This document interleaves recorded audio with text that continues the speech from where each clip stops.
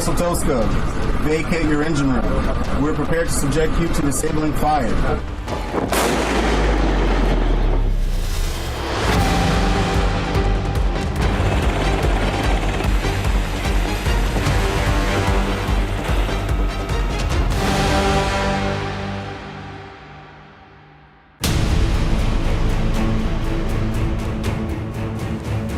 Lebih dari 52 hari sejak konflik bersenjata antara Amerika Serikat, Israel, dan Iran berlangsung, gencatan senjata berakhir pekan ini. Trump menyatakan akan memperpanjang gencatan senjata. Trump butuh kemenangan cepat, namun Iran tampaknya tak sudi didikte soal nuklir. Ultimatum sudah dilempar, blokade Selat Hormuz siap dipermanenkan. Di balik retorika diplomatik, Trump tetap menggencarkan tindakan agresif jika perundingan antara Amerika Serikat dan Iran tidak menemukan titik temu. Siapakah yang akan bertahan dalam perang urat syaraf? Karena sekali bom jatuh, eskalasi tidak akan bisa dibendung lagi.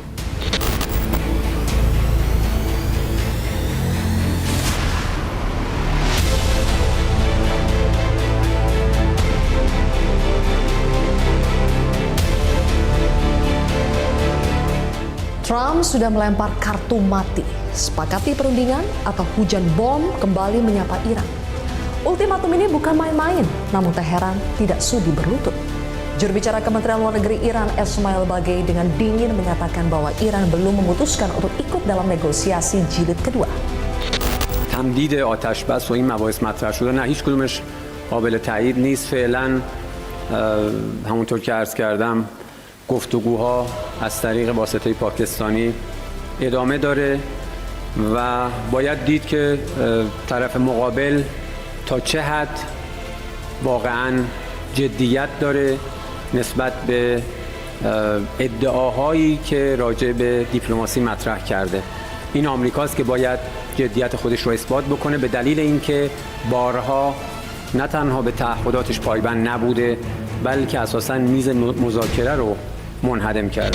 Ancaman serangan udara kembali digaungkan Trump. Hal ini menandakan ketegangan yang kian meruncing antara Washington dan Teheran. Di tengah kebuntuan negosiasi jilid kedua, retorika bom yang dilontarkan Donald Trump bukan sekedar gertakan politik. Apakah ancaman ini merupakan strategi ekstrim guna memaksa kompromi, alih-alih memperpanjang blokade? Have a deal by Wednesday when the ceasefire ends. Will you extend the ceasefire or will you start attacks again? Maybe I won't extend it. Okay. But the blockade is going to remain. But maybe I won't extend it. So you have a blockade, and unfortunately we'll have to start dropping bombs again. Thank you very much, everybody. Thank you. I think it's going to happen.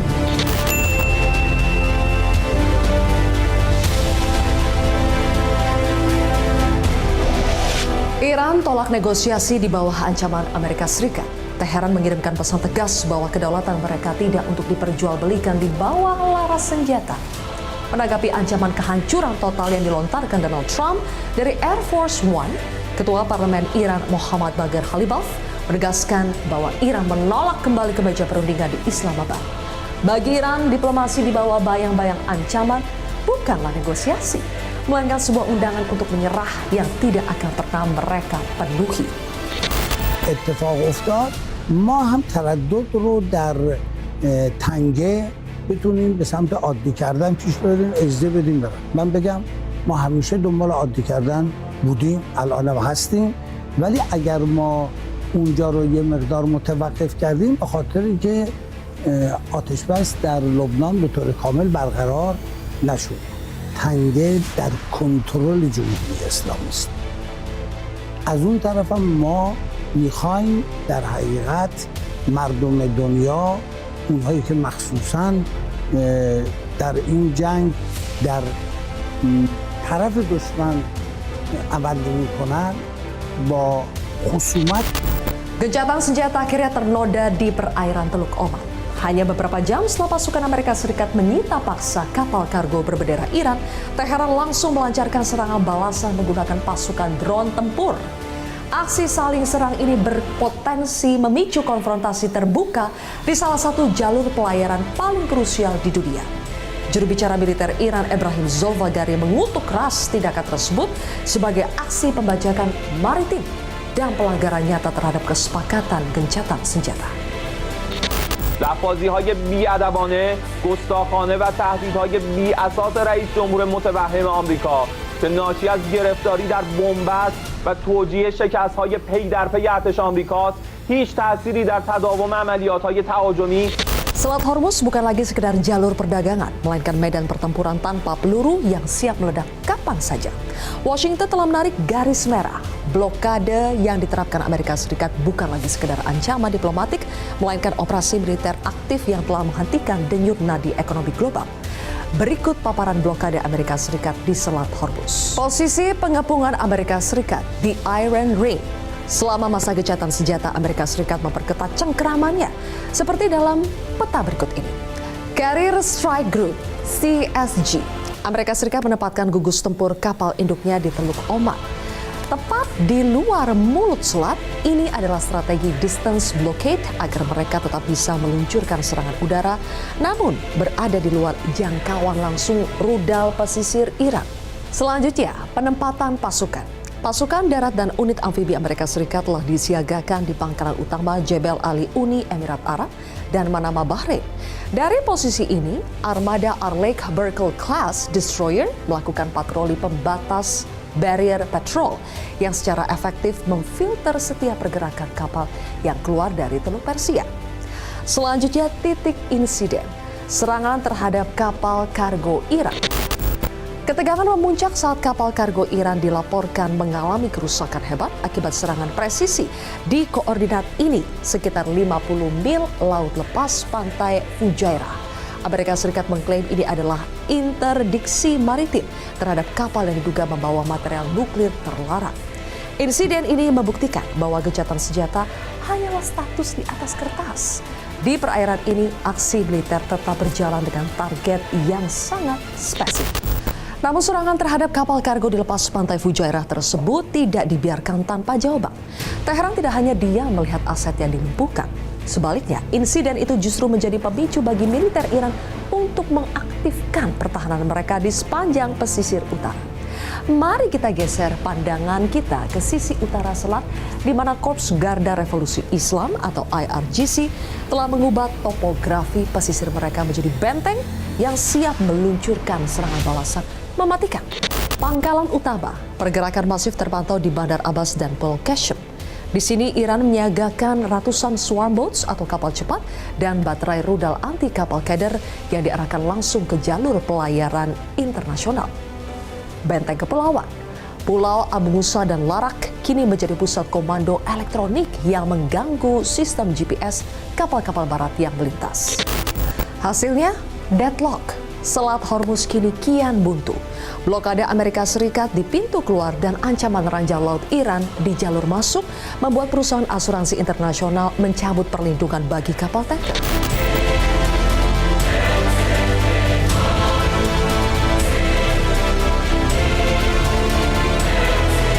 Di ambang berakhirnya gencatan senjata yang kian rapuh, Presiden Iran Masoud Pezeshkian menegaskan posisi Teheran yang tidak tergoyahkan. Kedaulatan nuklir Iran adalah hak mutlak yang tidak bisa didikte oleh kekuatan asing manapun. Bagi Teheran, pengelolaan energi nuklir merupakan simbol independensi bangsa yang berada di luar yurisdiksi Amerika Serikat, sekaligus menjadi garis merah yang tidak bisa dinegosiasikan di bawah ancaman militer. اگه انسانی از خودش دفاع نکنه مرده است. مثل یک انسانی که اگر یه ضربه‌ای بهش وارد میشه عکس العملی نشون میده. اگر انسانی بهش ضربه بزنن و عکس العمل نشون نده. Dampak global dan ancaman instabilitas keamanan internasional dari blokade Amerika Serikat di Selat Hormuz akan mempengaruhi dinamika kedaulatan dan ekonomi dunia. Di antaranya meliputi kelumpuhan nadi energi dan resesi global, ancaman instabilitas keamanan internasional, runtuhnya hukum laut internasional. Blokade di Selat Hormuz telah mengubah jalur pelayaran paling krusial di dunia menjadi zona buntu tanpa adanya kesepakatan diplomatik dalam waktu dekat. Dunia menghadapi risiko kehancuran tatanan ekonomi dan keamanan yang selama ini menjadi landasan perdagangan global. Ambisi kedaulatan nuklir Teheran dan ultimatum keras Washington nampaknya membuat peluang kesepakatan kian menipis. Dunia kini hanya bisa berharap bahwa akal sehat akan menang di menit-menit terakhir sebelum dentuman bom menggantikan suara perundingan dan menempatkan kawasan Timur Tengah di ambang eskalasi baru dengan dampak global yang signifikan. Apakah dunia sedang menuju konflik terbuka atau masih ada ruang bagi diplomasi untuk menyelamatkan keadaan? Inilah kontroversi selengkapnya. Amerika Serikat, Iran, negosiasi kusut, perang berlarut, bersama saya Zilvia Iskandar.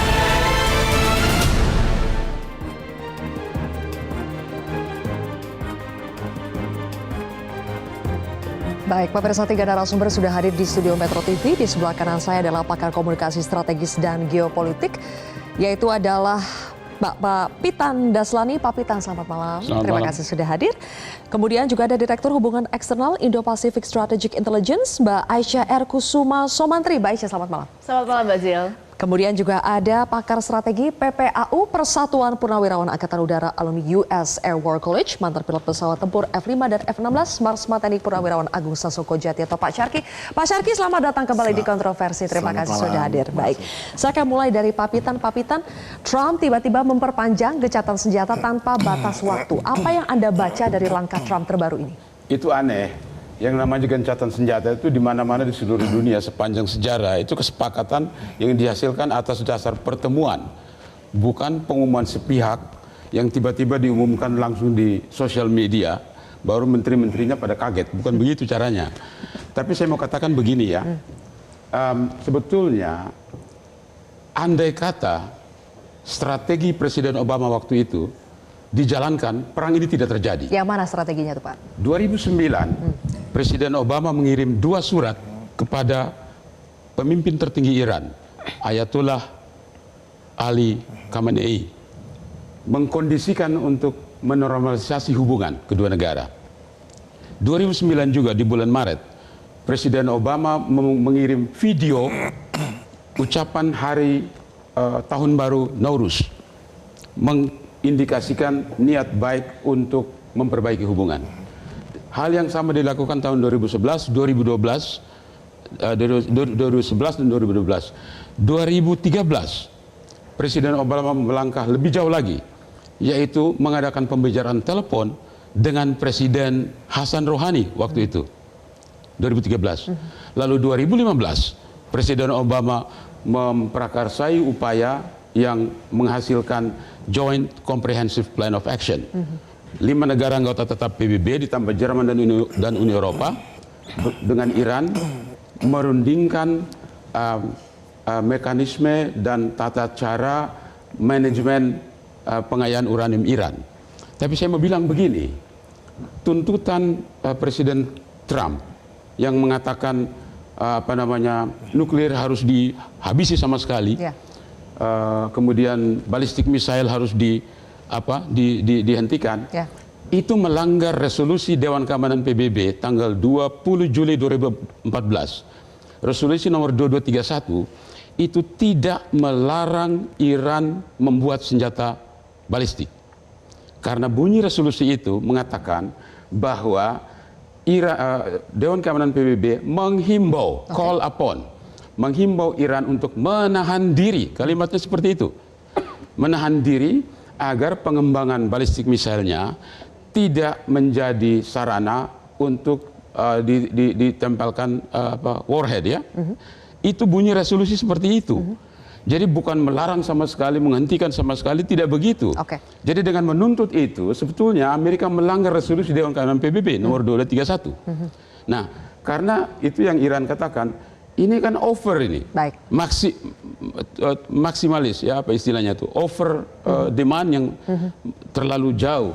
Tapi yang menarik begini, ketika rencana perundingan kedua tidak terjadi, itu kan Presiden Trump katakan gencatan senjata diperpanjang untuk waktu yang tidak ditentukan, sampai Iran datang dengan proposal yang bisa menciptakan perdamaian yang langgeng. Iran yang harus datang dengan proposal baru. Itu kalimatnya Presiden begitu. Dan Presiden katakan begini, atas permintaan Pakistan, maka dilakukan perpanjangan tanpa batas ini. Alasannya menurut Presiden Trump adalah karena pemerintah rejim di Iran itu sudah porak-poranda. Langsung dibantah oleh Profesor Mehrat Mehrat Karamsa dari Georgetown University. Dia katakan tidak begitu. Presiden bukan begitu kondisi di Iran. Karena Dewan Keamanan Nasionalnya masih ada, presidennya masih ada, yaitu parlemennya masih ada, masih hidup. Masih jalan. Jadi tidak seperti itu. Yang saya mau katakan berarti Amerika ini datang mencari perundingan, tetapi dengan motivasi, dengan sikap yang kombatif. Tidak bisa dengan sikap kombatif kita mencari perdamaian. Masih arogan ya Pak? Kombatif itu kan belligerent, bellicose, permusuhan gitu. Kalau mau damai, sikapnya tidak boleh bermusuhan dong. Harus mencari titik temu. Nah, di situ kelemahannya. Di situ kelemahannya. Gitu. Tapi Mbak Aisyah, menurut Anda apakah Iran akan mengajukan proposal baru kepada Amerika Serikat supaya akhirnya gencatan senjata itu betul-betul bisa terjadi lagi dan perdamaian bisa terwujud? Mungkin saja, tetapi kan syaratnya Amerika Serikat harus stand down dulu nih dengan blokadenya di Selat Hormuz. Saya akan memberikan 3 skenario di sini. Skenario pertama adalah skenario di mana kemudian ekskalasi terjadi lagi. Karena kita tahu sekarang sudah mulai terjadi ya tembak-menembak nih, perang kinetiknya sudah mulai lagi, meskipun belum dalam skala besar gitu ya. Nah, dikhawatirkan nanti ini akan berkembang menjadi peperangan yang kemudian full scale lagi seperti sebelumnya. Jadi gencatan senjatanya ini tidak berlaku lagi. Karena tadi seperti yang dibilang ini juga sebenarnya hanya satu arah saja gencatan senjatanya. Nah, skenario kedua adalah di mana kemudian Amerika Serikat menurunkan egonya dengan syarat tadi ya, blokadenya dicabut, lalu Amerika Serikat tidak melakukan serangan apapun ya, tanker Iran yang memenuhi peraturan internasional diperbolehkan untuk masuk ke perairan internasional dan mengirimkan barang bawaannya, dan kemudian di sini kemungkinan besar Iran akan kembali ya memenuhi permintaan untuk melakukan negosiasi dan memberikan proposal baru sesuai dengan permintaan Amerika Serikat yang bilang bahwa red line harus diperhatikan. Ya. Nah, skenario yang ketiga ini adalah sebenarnya ini skenario yang menurut saya ini paling ajaib ya, tetapi ini adalah ceasefire dalam jangka waktu yang lama. Dan ini terjadi di dalam beberapa perang ya di belahan dunia, seperti misalnya di Korea Utara dan Korea Selatan. Karena secara status kedua negara tersebut itu tetap berperang, tetapi kemudian mereka berada di dalam negative peace, di mana keduanya ini sama-sama was-was, tetapi mereka bisa ya menikmati tadinya absence of force atau absence dari kekerasan. Ya, kemungkinan besar di sini Amerika Serikat ketika mereka kemudian secara politik ini bebannya sudah terlalu banyak dan mereka merasa bahwa di meja perundingan mereka akan kalah dengan Iran, kemungkinan besar ini status dari gencatan senjata ini tidak akan kemudian dirubah sama mereka. Jadi sebenarnya konfliknya akan idle dalam jangka waktu yang panjang, dan ini cukup menarik kalau kita lihat. Nah, permasalahannya ini ada istilah yang namanya TACO, Trump's always chickens out. Dan ini disebutkan sebenarnya sama media-media di Amerika ya, bahwa Trump ini selalu mengganti ya pernyataan-pernyataannya gitu. Dalam waktu 2 bulan di dalam perang terakhir ini, kita melihat bahwa Trump sudah mengganti posisinya sekitar 9 kali ya. Dan 2 diantaranya kita bisa berikan sebenarnya penghargaan kepada Pakistan sebagai mediator yang andal ya, untuk bisa tadi ya menunda misalnya serangan atau menunda misalnya kemarin kita ada ancaman bom nuklir dan lain-lain gitu. Tetapi lagi-lagi ini membuat ada bumbu unpredictabilitas di dalam konflik ini, sehingga kemudian Iran saya rasa in their right mind ini melakukan sebenarnya kontingensi strategi yang menyatakan bahwa dia tidak akan mau kemudian menuruti kemauan Amerika Serikat jika Amerika Serikat tidak menunjukkan itikat baik setelah Iran kemarin membuka Selat Hormuz ya sebagai itikat setelah Lebanon dan Israel melakukan gencatan senjata. Jadi saya rasa yang dilakukan sekarang adalah sama-sama menurunkan ego, sama-sama kemudian membangun trust building sebelum melakukan negosiasi. Oke. Yang justru terlihat sekarang adalah bagaimana saling blokade terjadi. Kemudian kita juga sudah melihat bahwa Amerika Serikat mencegat, menyita salah satu kapal yang berafiliasi dengan Iran, kapal Tosca. Pertanyaan saya kepada Pak Syarki nanti setelah jeda adalah terkait dengan apakah justru tekanan di Selat Hormuz yang diberikan oleh Amerika Serikat kepada Iran itu bukannya akan mendesak Iran secara ekonominya semakin turun, tapi justru akan membuat Iran semakin resisten. Nanti kita akan bahas usai jeda pemirsa sesaat lagi.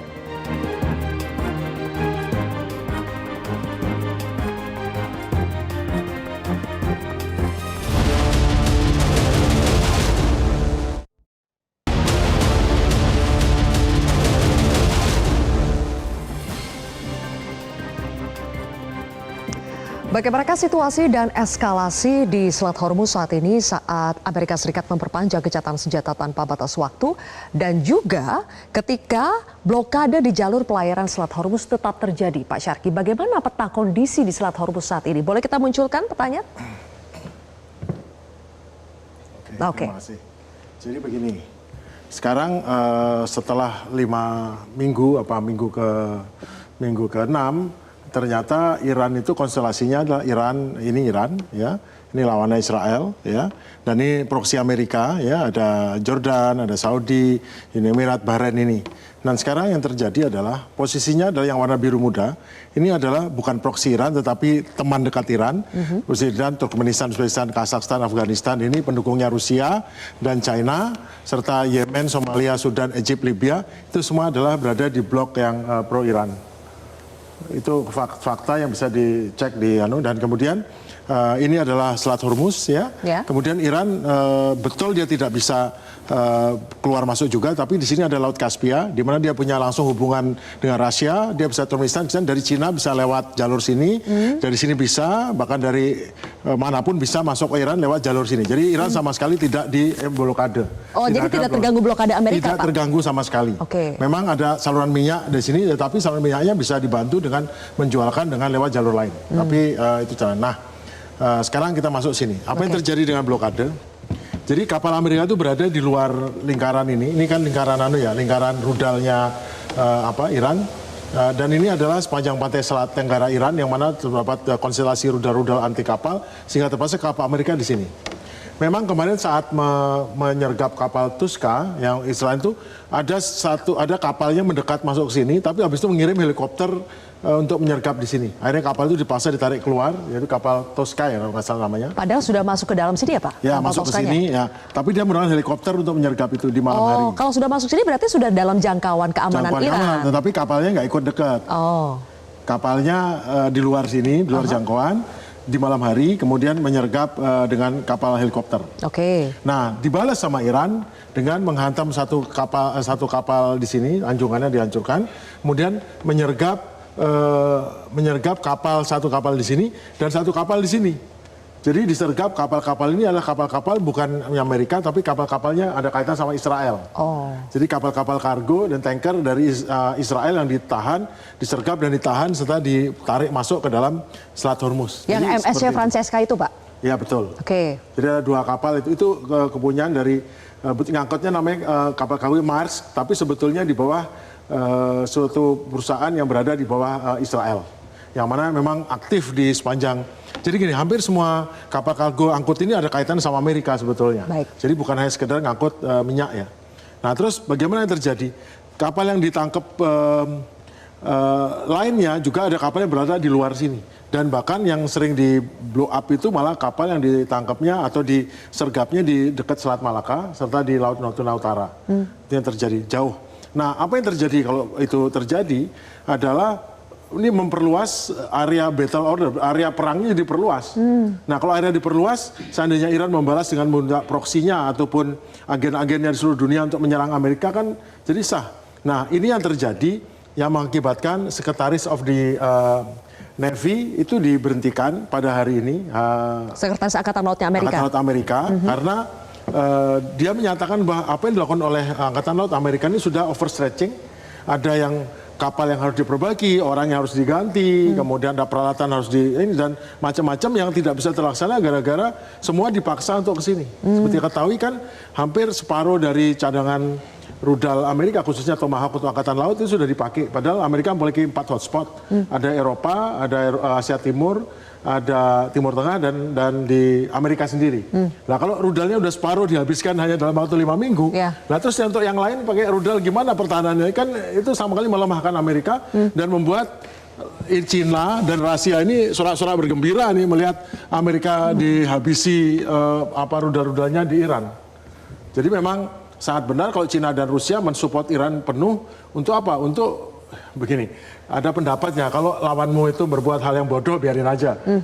Biarin aja dibantu itu, kalau lu disolak-solain biarin. Nah, Amerika sedang membuat kebodohan besar di Iran dan itu dan Rusia Cina mesti membantu Iran untuk dan ternyata sukses. Baik, Pak Syarki, kapal Tosca itu kan dikabarkan diduga membawa dalam tanda kutip hadiah katanya dari Beijing, dari China untuk Iran.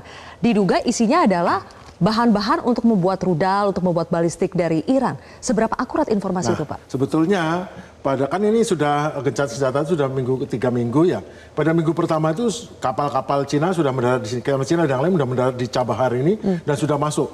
Itu berisi ada 5 kapal yang khusus mengandung bahan bakar padat atau rudal padatnya yang 7 menit sampai ke sana dan saya kira pada masa krisis seperti ini tidak ada lagi kapal khusus yang membawa barang-barang sensitif seperti itu, tapi mungkin membawa barang-barang yang tidak terlalu sensitif, mungkin senjata biasa atau amunisi biasa. Tetapi saya kira tidak ada yang membawa khusus.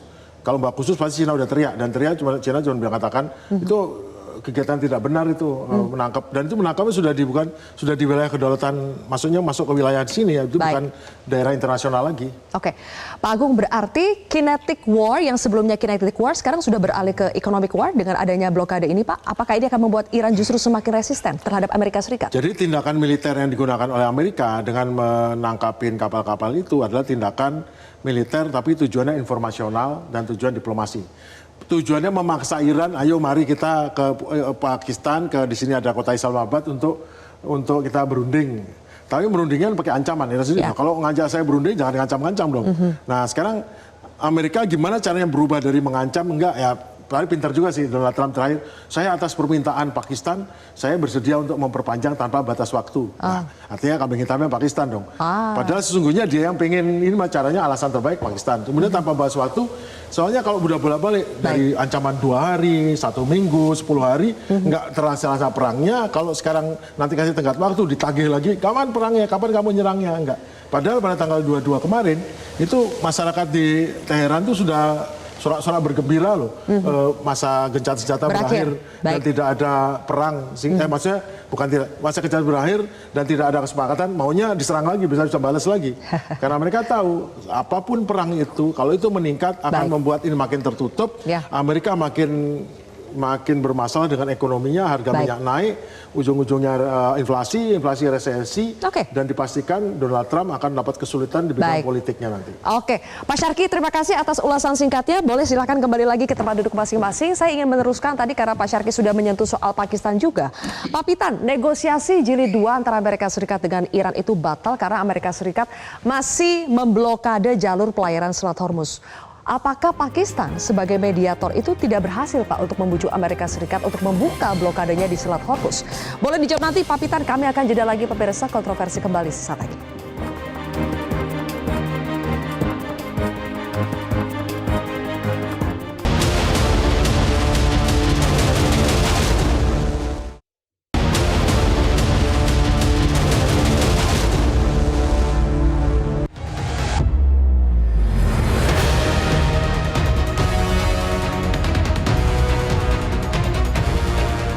The USA will get all nuclear dust. You know what the nuclear dust is? That was that white powdery substance created by our B-2 bombers, those great B-2 bombers, late one evening. I can tell you that no enriched material is going to be shipped to United States. This is non-starter, and I can assure you.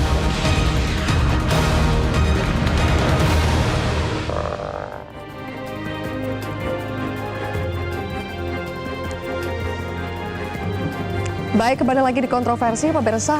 Pak Pitan, apakah Pakistan sebagai mediator tidak berhasil membujuk Amerika Serikat untuk membuka blokade di Selat Hormuz, yang mana itu sebetulnya adalah syarat yang diinginkan oleh Iran untuk mau kembali ke meja perundingan? Begini, tidak ada orang yang bisa membujuk Presiden Trump ini. Oke. Jadi ponakannya itu namanya Mary Trump. Ditanya, bagaimana sebetulnya sih karakternya Presiden Trump? Ponakannya jawabnya begini, Presiden Trump ini kadang-kadang seperti deer in the headlights. Deer in the headlights itu rusa yang kalau kena senter lampu mobil itu bukan lari, tapi malah menantang melongo begitu, meskipun itu nantinya ditembak. Jadi kadang-kadang beliau itu disorientasi. Dia tidak ingat apa yang tadi dia ngomong gitu. Ini kan usianya udah tua ini, kakek-kakek ini. Ya, sebelumnya juga kakek juga kan, sekarang kakek lagi begitu. Jadi yang saya lihat kan ditanya sama dia ditanya apa namanya, siapa yang bisa meyakinkan presiden Bapak Presiden? Dia bilang hanya saya yang bisa meyakinkan diri saya sendiri. Jadi menteri-menterinya juga nggak ngerti apa yang dia akan buat ke depan. Malah sekarang itu kan dia umumkan dulu di Truth Social, habis itu baru wartawan tanya ke menterinya, menteri juga nggak tahu, karena dia lebih cepat di Truth Social itu kemana-mana. Nah, yang saya mau katakan begini, cara Amerika menghadapi perang ini adalah ironi. Ironinya begini, bahkan paradoksial. Dia ingin katanya mau mencapai perdamaian. Kalau memang mencapai perdamaian, sikapnya itu harus mencari titik temu. Betul. Selama ini sikap daripada Amerika itu adalah kombatif yang saya katakan tadi. Sikapnya itu ingin menekan, memaksa supaya Iran harus mengikuti semua yang dia minta. Tidak pernah dalam sejarah dua negara yang berperang itu ditekan seperti begitu. Itu tidak akan bisa mencapai kata sepakat. Itu namanya pemaksaan. Tidak akan bisa terjadi. Iran ini bangsa yang punya pengalaman. Persia itu sudah ada jauh sebelum ada Amerika. Mereka sudah berperang sejak 490 tahun sebelum Masehi. Jadi Persia itu punya pengalaman ketahanan budaya yang sangat kuat. Nah, menghadapi yang saya mau katakan, tadinya kita lihat di bulan Januari, begitu banyak orang demo ya. Masyarakat demo katanya anti pemerintah atas hasutan macam-macam. Januari 2025. 2026 kan lagi demo besar-besaran itu. Nah, setelah demo begitu, tapi kemudian kan dibom, keluarganya mati, kantornya hancur, rumahnya hancur, dia berbalik lagi. Karena ini kan masyarakat yang dengar kepada para mullah yang memerintah di situ. Jadi ketika mullahnya itu keluarkan fatwa, itu ada rasa kebanggaan untuk membela tanah airnya. Itu yang terjadi. Jadi kalau Amerika datang dengan sikap kombatif, tidak akan bisa mencapai perdamaian. Di dalam, coba lihat pengalaman kita menghandle Kamboja waktu itu. Itu begitu rumit, tapi Indonesia berhasil untuk mencari titik temu dari semua perbedaan yang ada. Nah, ini tidak terjadi dalam hal ini karena Pakistan sendiri itu ditekan. Apalagi posisinya Pakistan itu dengan Arab Saudi sudah tanda tangani Mutual Defense Agreement, di mana Arab Saudi itu sekutunya Amerika. Bahkan Arab Saudi juga yang sejak November 2025 itu MBS ketemu Donald Trump memberikan komitmen untuk investasi 600 miliar dolar untuk memperkuat industri pertahanan Amerika dan industri dan sektor energi dan infrastruktur. Kan berbahaya itu. Nah, bahkan Januari kemarin waktu wakil menteri pertahanan Arab Saudi ke sana, itu justru mengkonfirmasikan implementasi bantuan itu untuk memperkuat persenjataan Amerika. Nah, itu yang membuat Arab Saudi akhirnya kan, makanya tidak heran kenapa Houthi diserang ke Aramco. Tidak heran kenapa Iran tembak lagi ke Arab Saudi sana. Nah, posisi seperti yang tadi kita lihat di peta itu, sekutu-sekutunya itu, nah itu yang membuat peta itu jadi berubah. Jadi kalau ditanya, apakah bisa terjadi diangkat blokade itu, tidak ada orang yang bisa. PBB tidak bisa, siapa yang bisa? Saya kira pada saat ini Presiden Trump juga tidak tahu bagaimana cara mengangkatnya. Karena dia memulai satu peperangan dan dia tidak tahu bagaimana cara mengakhirinya. Cara mengakhirinya itu yang ingin kita cari, Mbak Aisyah. Tapi menurut Anda dengan 3 skenario yang tadi Anda paparkan ya, yang mana yang paling masuk akal untuk dijalani oleh Amerika Serikat maupun Iran saat ini? Adakah titik equilibrium yang bisa dicapai dalam waktu dekat? Saya kira jelas yang kedua ya. Tetapi kan ini kembali lagi ke egonya masing-masing, termasuk egonya Amerika Serikat sendiri di dalam melaksanakan blokade tersebut. Akankah misalnya Presiden Trump tiba-tiba membuat decision untuk bisa menarik kembali blokade tersebut? Karena posisi Iran jelas di sini ya. Iran itu dirugikan sekitar 435 juta US dollar per harinya ya. Kalau kita akumulasikan itu jumlahnya sekitar 13 miliar US dollar per bulan ya. Itu kan hampir setara dengan military expenditure dari Iran selama 1 tahun gitu. Itu jumlah sebenarnya yang sangat besar. Dan apakah kalau ditanya strateginya efektif atau tidak? Yes, efektif. Cuma pertanyaannya adalah sampai di titik mana ya kemudian Amerika Serikat bisa terus melakukan blokade ini. Karena blokade itu baru akan take effect sekitar 2-6 bulan setelah itu dilaksanakan. Sementara kita tahu sebenarnya Iran ini kan sangat membanggakan kemampuan untuk resilience-nya. Ini kan war of endurance, dan yang dari awal diinginkan oleh Iran adalah menarik perang ini selama mungkin sehingga kemudian leverage mereka bisa semakin tinggi gitu ya. Sementara di sisi lain ketika Iran ini sudah berusaha untuk stand down dan dia merasa kalau dia sudah mendapatkan leverage yang cukup, Amerika Serikat ini yang sulit untuk kemudian melakukan deeskalasi gitu. Nah, sekarang yang kita lihat sebenarnya ini ada kejanggalan juga dari sisi Amerika Serikat. Jadi ada perbedaan di antara strategic objektif Amerika Serikat, yaitu sekarang adalah keluar dari perang ini dengan mencapai salah satu tujuan yang disebutkan di awal oleh Presiden Donald Trump di pidato perangnya gitu ya. Dilawan dengan kemudian sekarang strategic decision yang dilakukan oleh Amerika Serikat. Jadi apa yang dilakukan dengan apa yang diinginkan ini nggak nyambung gitu Mbak Zil. Gitu. Ini kan sesuatu yang sebenarnya cukup menarik gitu ketika kita lihat ya. Nah, Amerika Serikat sendiri sekarang kalau ditanya tadi ya, menyambung pertanyaan yang ditanyakan kepada Pak Pitan, siapa kira-kira yang bisa menghentikan? Saya rasa sebenarnya publik Amerika. Ya. Dari Donald Trump mungkin memang tidak akan bisa, tetapi sekali lagi Donald Trump ini kan sebenarnya presiden di negara yang saat ini masih demokrasi, gitu ya. Masyarakat ini masih memegang power sebagai kekuatan konstituen di dalam negara Amerika Serikat, gitu. Dan saya rasa sebenarnya di sini masyarakat dengan naiknya harga-harga minyak, ya kita tahu sekarang sudah hampir 4-5 USD per galon, naiknya harga LNG, bahan pangan, ya, lalu kemudian industri dan lain-lain. Saya rasa ini akan mendorong sebenarnya pemerintahan ya untuk bisa mendengarkan masyarakat lebih jauh dan membuat keputusan yang lebih menguntungkan untuk semua. Ya, kondisi perekonomian di dalam negeri Amerika Serikat. Selain itu, Pak Syarki, apakah kondisi stok logistik militer Amerika Serikat itu juga akan menjadi pertimbangan dari Trump? Karena ada laporan dari CSIS Amerika Serikat bahwa sebetulnya dalam 5 minggu perang Amerika Serikat melawan Iran, mereka sudah menghabiskan 45% Pak stok logistik militer mereka. Jadi angka 45% itu angka secara general. Bisa lebih dijabarkan lagi bahwa stok daripada rudal Tomahawk yang digunakan untuk menyerang lewat kapal laut, lewat senjata laut, baik dari kapal selam atau kapal permukaan, itu sudah hampir habis sekitar 40%-nya. Namun senjata lain seperti Patriot itu sudah hampir habis 50%. Patriot itu untuk penangkis serangan udara, rudal THAAD untuk rudal balistik itu sudah sama juga 5%. Dan yang paling parah adalah JSAM, yaitu rudal dari pesawat terbang yang ditembakkan. Jadi selama serangan dari 13.000 serangan itu kebanyakan menggunakan rudal pintar ini jarak jauh. Karena terus terang meskipun mereka menganggap bahwa Iran sudah lumpuh, mereka nggak terlalu percaya diri. Sehingga serangan itu menggunakan jammer dan menggunakan pesawat F-35 tapi menggunakan rudal pintar juga. Jadi tidak tepat tegak lurus dia, tapi mereka punya jarak stand off khusus untuk menyerang sasaran ini. Karena mereka nggak yakin. Dan ternyata betul juga bahwa rudal-rudal penangkis serangan udara Iran masih aktif. Nyatanya 8 pesawat hancur pada saat mencoba menyerang Isfahan untuk mengambil uranium. Jadi memang senjata ini sangat berkurang dan kemampuan produksi Amerika itu berbanding jauh ya antara kemampuan produksi senjata dengan kemampuan menghabisi senjata.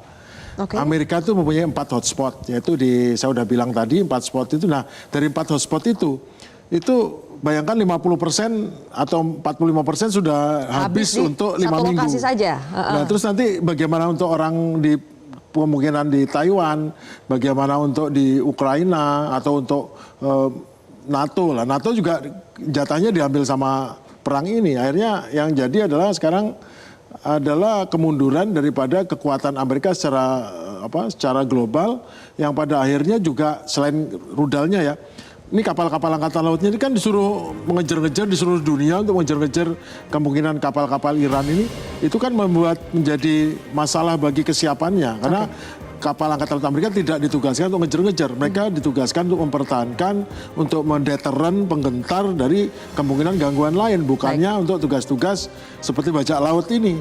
Itu bukan tugas Amerika menjadi entah bajak laut atau bajak laut sah atau gimana. Tapi itu sangat mengurangi kemampuan Amerika. Baik, kemampuan produksi logistik militer Amerika Serikat jauh lebih rendah dibandingkan dengan kemampuan untuk menghabiskannya. Lalu bagaimana dengan Iran, Pak? Apakah justru bisa memproduksi lebih cepat daripada Amerika Serikat? Kita akan bahas usai jeda pemirsa, tetaplah di Kontroversi.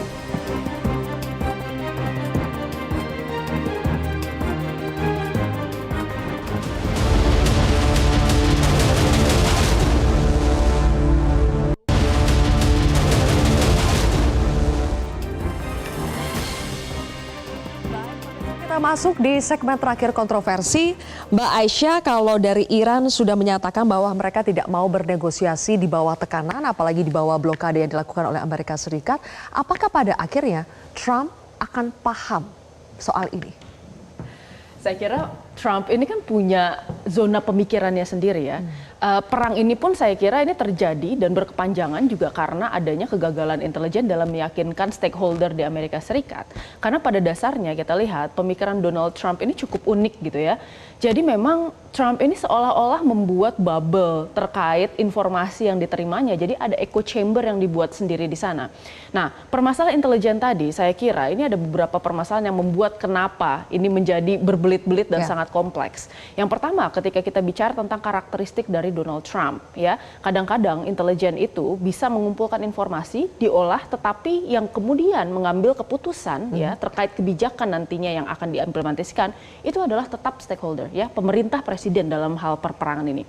Lalu yang kedua, kita bicara juga tentang kemudian unsur-unsur terkait karakteristik pemimpin Trump ya, bahwa Trump ini sangat percaya pada kemudian media televisi dan bahkan kemudian orang lingkar dalamnya pun itu echoing apa yang diyakinkan oleh Trump.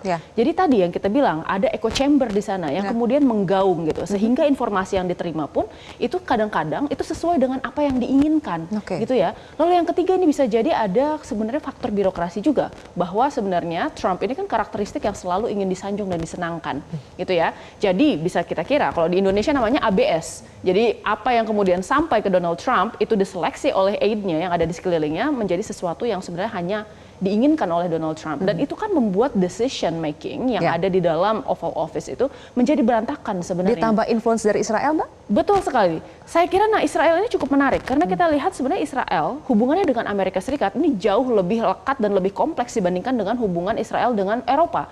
Kalau Eropa hutangnya itu hanya sebatas hutang sejarah ya. Tapi kalau Amerika Serikat kita tahu bahwa Zionis ini kan tidak hanya kemudian menjadi aktor yang aktif di dalam bisnis Amerika Serikat ya keuangan gitu, tetapi juga di dalam aktor politik.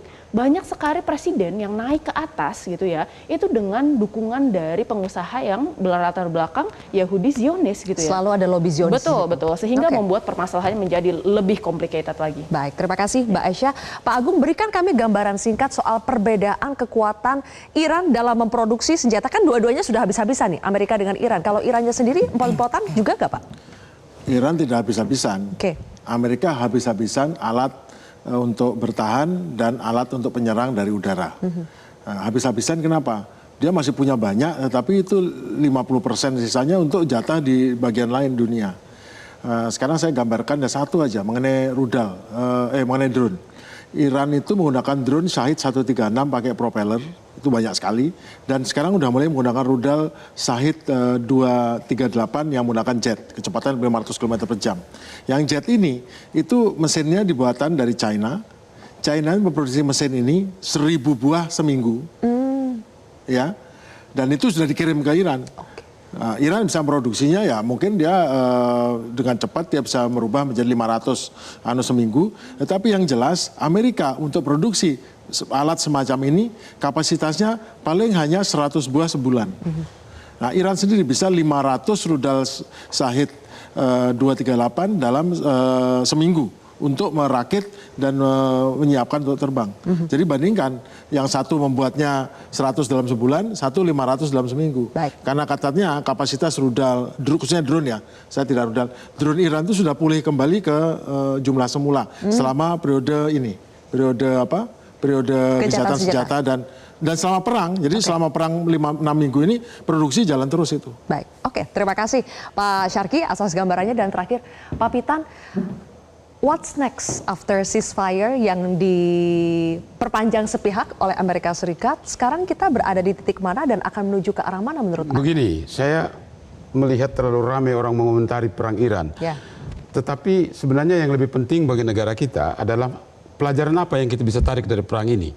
Jadi bukan saja kita komentari perangnya, tapi apa yang kita bisa tarik. Begini, ada beberapa catatan saya. Iran ini negara yang diembargo habis-habisan. Lebih dari 30.000 objek ekonominya kena sanksi, lebih dari 700 BUMN dan pengusahanya diblokir asetnya di luar negeri, 47 tahun disanksi. Tapi dia berhasil menghadapi tekanan, bahkan keroyokan dari asing. banyak negara lain yang tidak berada dalam tekanan, tidak berada dalam sanksi, tetapi tidak kuat menghadapi tekanan asing. Nah, Indonesia harus ambil pelajaran dari sini. Kenapa Iran yang berada dalam tekanan dan sanksi begitu berat masih bisa bertahan menghadapi tekanan asing? Itu yang pertama. Yang kedua, kita lihat bahwa Iran itu punya cultural defense yang sangat kuat. Ketahanan budaya yang sangat kuat. Nah, selama ini kita kurang memperhatikan perlunya ketahanan budaya bagi bangsa kita. Padahal budaya itu adalah fondasi yang membentuk karakter bangsa kita.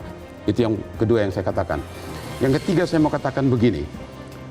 Selama perang Iran ini berlangsung, orang lupa bahwa sudah lebih dari 2.500 orang tewas di Lebanon. Dan itu Israel terus melakukan penyerangan ke sana. Padahal 14 April kemarin dan 23 April itu terjadi perundingan di Washington di antara duta besar Lebanon, duta besar Israel, kemudian duta besar Amerika di Israel itu bertemu di Washington di State Department untuk membicarakan topiknya tidak seperti yang kita harapkan. Topiknya bukan bagaimana caranya supaya Israel menghentikan serangan berperang dengan Hezbollah, tapi topiknya justru adalah bagaimana caranya supaya militer reguler di Lebanon itu bisa bekerja sama dengan militer Israel untuk memberantas operasi Hezbollah di Lebanon. Jadi ternyata ada dua medan perang yang berbeda. Tapi yang saya mau tekankan, cobalah kita melihat dan menggali pengalaman, nilai-nilai pelajaran apa yang bisa kita tarik dari perang ini yang bermanfaat bagi bangsa kita. Terima kasih Pak Pitan, Mbak Aisyah, dan juga Pak Syarki atas waktunya di Kontroversi. Pak Pemirsa, ketika negosiasi kehilangan arah, saling blokade semakin menyulut amarah. Di tengah ego dua kekuatan besar, bisakah kita berharap perang akan surut atau justru semakin berlarut? Saya Zilvia Iskandar pamit undur diri. Terima kasih telah menyaksikan Kontroversi.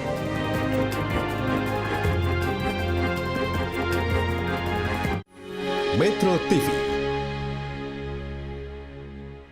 Jelajahi cara baru mendapatkan informasi. Download Metro TV Extend sekarang.